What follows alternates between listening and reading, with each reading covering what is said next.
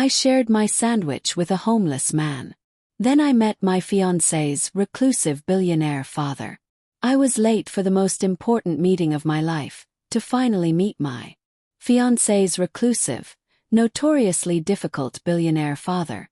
My way. I stopped to give my only lunch and my expensive cashmere scarf to a shivering homeless man on a park bench. When I finally walked, flustered and late, into the grand dining room of the mansion, froze. The same homeless man I had just helped was sitting at the head of the table. Before we get into it, I'd love to know where are you watching the story from? Tell me your story in the comments. Also, make sure you are following our channel. Helps to keep bringing new juicy stories for you. Okay, let's head back to that fateful day. The invitation when came was not an invitation at all. It was a summons. Arrived via an email from a law firm, its tone as cold and impersonal as a court order. Mr. Arthur Sterling requests the presence of his son Mr. David Sterling and his companion Ms. Ava Peters for a formal dinner at his private residence. It was the meeting David had been hoping for and dreading. For the entire 2 years we had been together. David's father was a ghost, a legend in the financial world. He had built a multibillion-dollar empire from nothing and then, a decade ago, had vanished from public life completely, retreating into the seclusion of his vast, walled estate. He was by all accounts a brilliant, eccentric and incredibly difficult man. He had disowned his own oldest son, David's brother, for marrying a woman he deemed unsuitable. And now it was my turn to be. The week leading up to the dinner was a masterclass in anxiety. David, usually so calm and confident, was a nervous wreck. Eva, you don't understand. This isn't a normal meet the parents. My father doesn't do normal. This is a test. Everything with him is a test. Entire future, our wedding, everything. It all depends on him approving of you. He had given me a list of rules, a conversational minefield to navigate. Don't talk about your job at the non-profit. He thinks charity is a weakness. Don't mention your parents' humble background. Stick to safe topics, art, history, economics. Wear the navy blue dress I bought you and the cashmere scarf. He values appearances. And for the love of God, he had said, his eyes wide with a desperate, pleading fear. Do not be late. He believes tardiness is a sign of a disordered mind. I spent the morning of the dinner feeling like I was preparing for an audition rather than meeting a future relative. I rehearsed my safe topics in the mirror. I pressed the dress and the scarf until they were perfect. My stomach was a tight, churning knot of nerves. I was so focused on not failing this ridiculous, arbitrary test that I almost forgot to be a human being. I decided to take the train to his town, a wealthy, secluded enclave an hour outside the city. David was already there, having gone ahead to prepare. The plan was for me to take a taxi from the station to the estate. But as I stepped off the train, the sheer, overwhelming pressure of the day made me feel like I couldn't breathe. The station was about a mile from his estate. I decided to walk just to clear my head, to feel the solid ground beneath my feet. The walk was like a journey into another world. The streets were quiet, lined with impossibly large mansions hidden behind towering hedges and ornate iron gates. It felt like an intruder, simple girl from a world of pavement and concrete, trespassing in a land of privilege. Checked my watch. I was cutting it close, but I still had 20 minutes. It was on a small, beautifully manicured green that bordered the road that I saw. He was sitting on a park bench, and he was the only thing in this entire perfect town that looked out of place. He was an elderly man, his clothes disheveled and worn, his face etched with deep, tired lines of a hard life. He was shivering in the cool afternoon air, his thin jacket no match for the breeze. He looked lost, hungry, and completely, utterly alone. My first instinct, the one conditioned by a week of my fiancé's panicked instructions, was to walk past. Don't get involved. Don't be late. Don't show up. Looking anything less than perfect. But then I looked at his face, at the quiet, profound sadness in his eyes, and my grandmother's voice echoed in my head from a long time ago. The measure of your character, my dear, is how you treat someone who can do nothing for you. To hell with the test. I changed course and walked over to the bench. Excuse me, sir, I said softly. Are you all right? He looked up at me. His eyes a surprisingly clear and intelligent blue. Just a bit cold, young lady, he said. His voice a low, raspy whisper. And I seemed to have missed the lunch service at the local shelter. I looked at the simple sandwich, turkey and Swiss on whole wheat, that I had packed for myself for the train ride. It was the only food I had. Without a second thought, I took it out of my bag. Here, I said, offering it to him. It's not much, but it's yours. He looked at the sandwich, then at me, a strange, unreadable expression on his face. He finally took it with a quiet nod. Thank you, he said. That is very kind. I saw him shiver. Again. On impulse, I unwrapped the expensive soft cashmere scarf around my neck, the one David had insisted I wear. And you need this more than I do, I said, gently draping it over his thin shoulders. He looked down at the scarf, then back up at me, his intelligent eyes seeming to see right through me. You are a very kind woman, he. I just smiled, wished him well, and then, checking my watch, I realized with a jolt of panic that I was now officially, irrevocably, going to be late. I hurried away, my heart pounding with a new kind of anxiety. I had failed the test before. I had even walked through the door. I had no idea I had just passed the only test that truly mattered. I left the old man on the park bench, the warmth of his grateful smile doing little to soothe the cold, rising tide of my own panic. I checked my watch, 5:12 p.m. I was now 12 minutes late for the most important and most terrifying meeting of my life. Practically ran the last quarter mile, my sensible heels sinking into the soft, manicured grass of the sprawling lawns that lined the private road. The gates to the Sterling estate were even more intimidating up close. Two massive wrought iron behemoths with a golden S elegantly scrolled into the metalwork. I pressed the button on the intercom, my voice trembling slightly as I announced myself. Eva Peters here to see Mr. Sterling. There was a long, silent pause that felt like a judgment in itself, and then a loud, mechanical buzz as the gates slowly, silently swung inward. The driveway was a long, winding river of perfectly paved asphalt, flanked on either side by a veritable forest of ancient, majestic trees. It was less a driveway and more a private national park. The end of it, the mansion itself, came into view. It wasn't just a house, it was a statement. A sprawling three-story stone masterpiece of classic architecture with wings that stretched out like a bird of prey and dozens of tall, dark windows that seemed to watch me like 100 unblinking eyes. And waiting for me at the top of the grand, sweeping stone steps, standing under the imposing portico, was my fiancé. David was not smiling. He was pacing back and forth, a caged animal of pure anxiety, his phone clutched in his hand.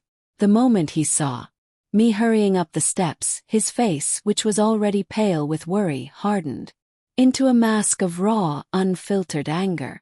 Ava, where in God's name have you been?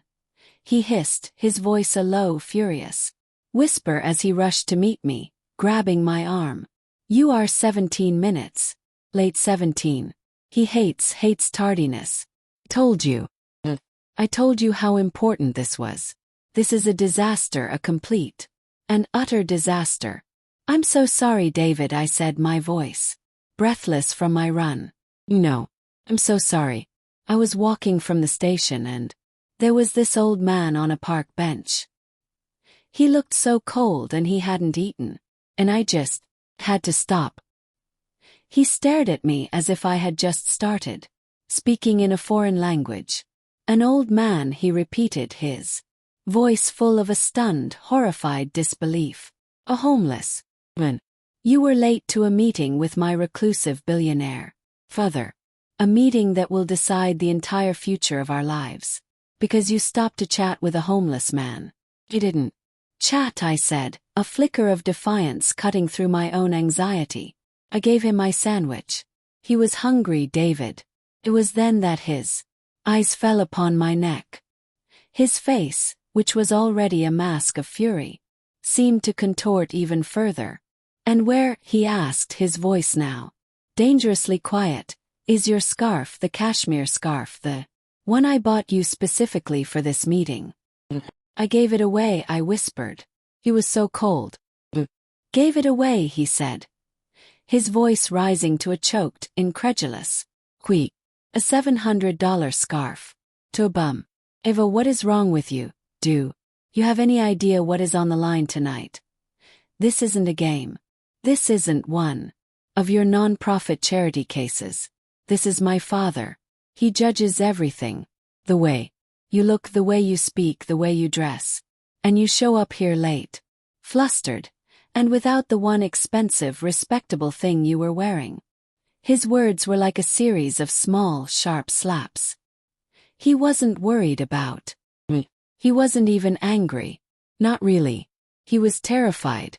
He was a scared little boy, desperate for the approval of a father he barely knew. In that moment, he saw me not as his partner, but as a liability, a loose cannon who had just jeopardized his inheritance. His cruelty, born of his own fear, was a painful thing to witness. And the old me, the me from a few months ago, would have been crushed by it. But as I stood there on that grand, imposing porch, a strange, quiet calm began to settle over me. I had made a choice on that park bench. I had chosen compassion over punctuality. I had chosen kindness over a cashmere scarf. And if that was the choice that made me unsuitable for the Sterling family, then so be it. I had passed a test that was far more important than his. Just then, the massive carved oak doors of the mansion swung open. A tall, impossibly thin butler in a classic black and white uniform stood there, his face an impassive mask. "Mr. Sterling will see you now," he said, his voice as dry as old paper. David immediately straightened his tie, his panic returning. He grabbed my hand, his grip cold and sweaty. "Bae," he whispered frantically. Just let me do the talking. Be polite. Don't mention the man on the bench. Don't mention the scarf. Try not to say anything stupid. Please, Ava, just please be perfect." He pulled me through the doorway into a foyer so vast and so silent that the sound of our footsteps echoed on the black and white marble floor. The air was cool and still, and the walls were lined with priceless works of art that were watched over by the stern, painted eyes of what I assumed were generations of Sterling ancestors. The house was not a It was a museum, a cold, unloving gallery of wealth and power. The butler led us down a long, silent hallway. With every step, my heart pounded a slow, heavy rhythm against my ribs. I felt like I was walking the green mile on my way to my own execution. I squeezed David's hand, a silent gesture of reassurance that was meant more for him than for me. He was right. This was a test of my suitability, my breeding, my worthiness. The butler stopped in front of a pair of towering dark wood doors. "Mr. Sterling is waiting for you in the main dining room," he announced.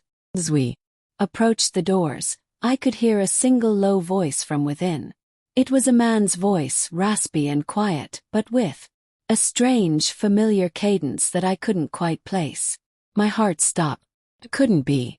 The butler pushed open the grand dining room doors.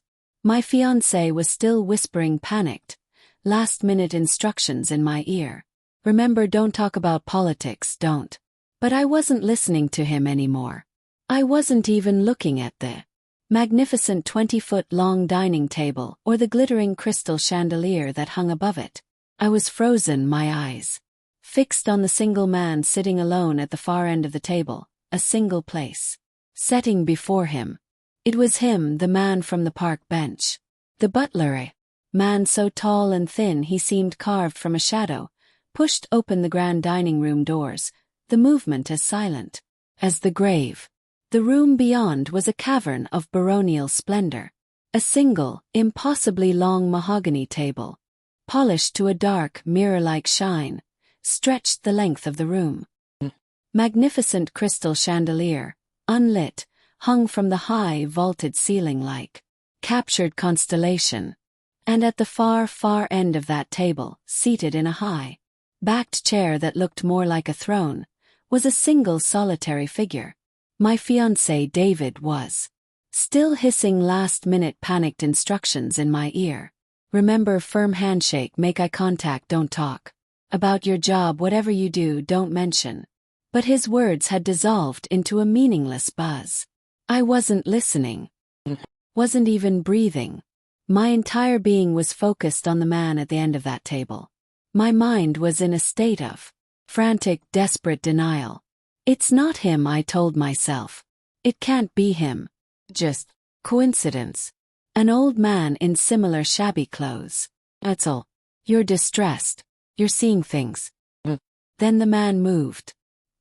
He lifted a hand to adjust something around his neck, and I saw it draped elegantly over the shoulders of his worn, threadbare jacket. A slash of impossible softness and color. Against the drab fabric was my cashmere scarf, the one I had given away an hour ago. I froze in the doorway, my feet refusing to move, my body turning to ice. David, finally realizing I was no longer beside him, stopped his panicked whispering. Ava, what is it? What are you staring at? Let's go, he hissed, tugging at my arm. And then he followed my gaze down the long, intimidating length of that table, and he saw his father. The reaction was a sight to behold. My fiancé, who had spent the last week treating me like a fragile, incompetent child who needed to be managed, now looked like a terrified little boy himself. The color drained from his face. His confident, if panicked, posture completely collapsed. His mouth fell open, and a small, strangled sound, half gasp, half whimper, escaped his lips. Father, he stammered, his voice a disbelieving squeak. What are you doing? What are you wearing? Are you unwell? The man at the end of the table did not answer his son. He didn't even look at him. His eyes, those same clear, intelligent blue eyes that had looked at me with such quiet dignity on the park bench, were fixed on me, and he smiled a warm, genuine and completely familiar smile. Welcome, Ava, he said, his voice the same kind, raspy voice I had heard just an hour before. Please come in. Have a seat. I do apologize for my appearance earlier today. It's an old, and I'm afraid rather eccentric habit of mine. I was still frozen in the doorway, my mind trying to reconcile the image of the shivering homeless man with the legendary reclusive billionaire Arthur Sterling. The two realities were so profoundly at odds that my brain simply refused to connect them. Was my fiancé's panicked, humiliated whisper that finally broke the spell. Homeless man, he hissed at me. You were talking about a homeless man. That was the homeless man. The dawning, sickening horror of what I had done and what he had said to me on the porch was now washing over him. Arthur Sterling finally turned his cool, intelligent gaze upon his son.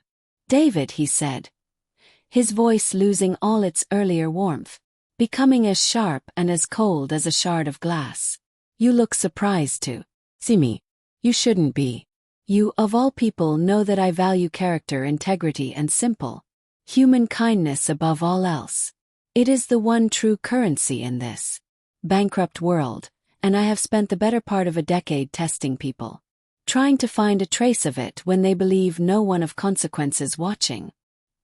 He gestured to the empty chairs that lined the vast table. I have had heirs of powerful families, CEOs of major corporations, and ambitious young men just like you sit in this very room. They come here dressed in their expensive suits, armed with their perfect manners and their calculated compliments, and they perform.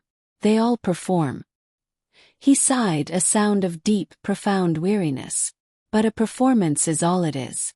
He then looked back at me, and the warmth flooded back into his eyes, a look of such genuine, fatherly admiration that it made my heart ache. And then today this young woman appeared. He said, his voice now soft again. This young woman, your fiancée, who you had quite rightly terrified about the importance of this meeting with the difficult, tyrannical old man of the mountain. This young woman who was already late, who knew that every second counted, who knew that her appearance and her composure were supposedly being judged. He was, his gaze unwavering on my face. She stopped, he said, the words now a declaration to the entire room. She was not disgusted. She was not afraid. She did not walk past with a look of pity. She saw a human being in need of warmth, and she sacrificed her. She sacrificed her own lunch. He continued, gesturing to a small half-eaten sandwich that now sat on a fine china plate beside him so that I, a complete and worthless stranger, might eat. And she sacrificed her own comfort. He reached up and gently, almost reverently, touched the cashmere scarf that was still draped around his shoulders so that I might be warm. She failed your pathetic, superficial test of punctuality and appearances, David. But she passed mine, the only one that has ever truly mattered. She passed it with flying, beautiful colors.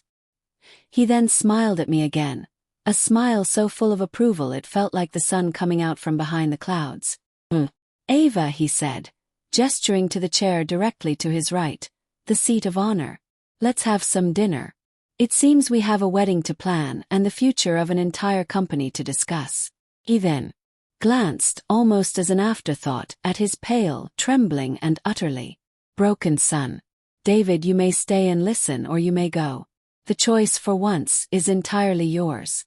The silence in the grand, empty dining room was absolute.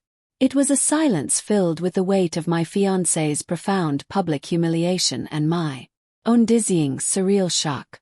David stood frozen in the doorway, his face a mask of abject horror, looking at the man he had called father, a man who was now revealed to be a complete and utter stranger to him. I, on the other hand, was looking at the man from the park bench, a man I felt I understood with a strange and sudden clarity. With a grace that belied his shabby clothes, my future father-in-law, Arthur Sterling, gestured to the chair to his right. Ava, he said again, his voice a gentle invitation, please. My body, which had been frozen in the doorway, finally obeyed. Walk. The long, lonely expanse of the polished mahogany table. The sound of my own footsteps echoing in the cavernous room. I felt like I was walking in a dream. I took my seat at the right hand of the king.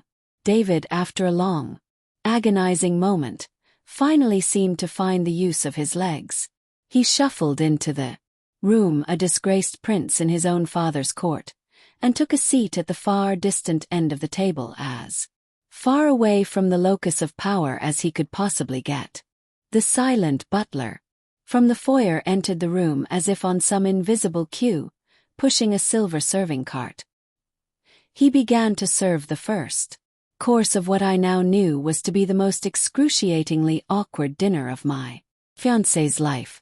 The conversation, when it began, was not between father and son. It was between Arthur and me. David remained a silent, miserable ghost at the far end of the table, pushing his food around his plate. Arthur, my eccentric, terrifying and surprisingly gentle father-in-law, completely ignored him. He was focused only on me. He did not ask about my finances, my education, or my family's social standing. He asked about me. He asked me about the book I was currently reading. He asked me about my work at the inner-city nonprofit, a job David had begged me not to mention. Told him the truth, my voice gaining confidence with every sentence. I told him about the community garden we were building, about the kids I was mentoring. He listened with a genuine, intelligent interest, asking sharp, insightful questions. He asked me about my childhood and I told him about my parents, a teacher and a nurse who had raised me in a small house filled with books and love, but very little money. I told him about the values they had instilled in me. The importance of kindness, the dignity of service, the responsibility we have to look after one another, he said. They sound like good people. They raised a remarkable daughter. At one point between the main course and dessert, he reached up and unwrapped the cashmere scarf from around his neck. He folded it neatly. I believe his eyes twinkling. This is yours. He handed it back to me. It was still warm. Thank you, he said. It was a very great comfort. The dinner was a quiet, profound, and deeply personal interview. And as we talked, I realized what was happening. He wasn't just getting to know me.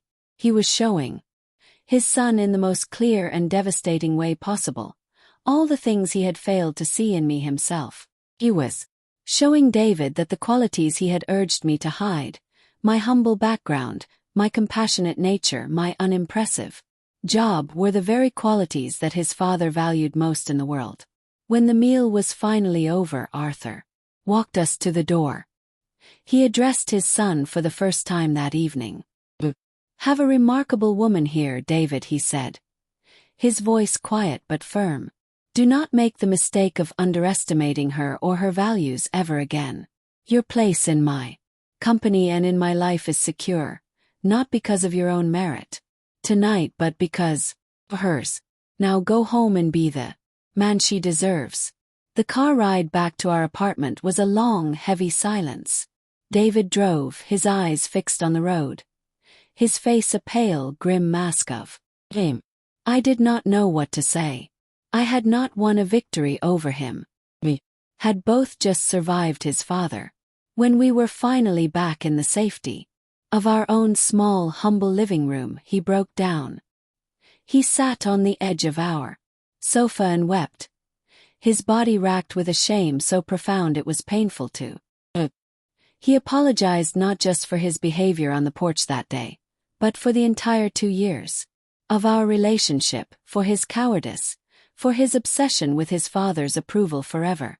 For 1 second, trying to make me into someone I was not. It was the most honest, most vulnerable I had ever seen. And I knew in that moment that our relationship was not over. It was just beginning. Our wedding 3 months later was a small, quiet, and beautiful affair. It was not at the country club. It was in the sunlit garden of my own parents' backyard. And Arthur Sterling was. He was not dressed as a homeless man. He was dressed in a beautifully tailored suit, but around his shoulders, worn like a Medal of Honor, was my cashmere scarf. He was not the scary, reclusive billionaire anymore. He was just my father-in-law, my family, as I stood there saying my vows to David, a new, more humble and infinitely more deserving man. I thought about the nature of tests. I had walked on to that estate, terrified of failing my fiancé's superficial test of appearances. I had failed it spectacularly, and in doing so I had passed the one test that truly mattered. My vindication wasn't in winning a fortune or a place in high society. It was in the quiet, simple, and profound realization that true worth is not measured by what you own or who you know or how you look. It is measured always and only by the kindness you show to a stranger on a park bench when you think no one in the world is watching. An absolutely beautiful story about the power of kindness and a test of character with the highest possible stakes. What do you think of Arthur Sterling's unusual method? Let us know your thoughts on this incredible story in the comments below. If you were touched by this wonderful story, please show your support by hitting that like button and be sure to subscribe for more heartwarming and satisfying stories. Don't forget to click the notification bell so you never miss an upload. Thanks for watching and we'll see you in the next one.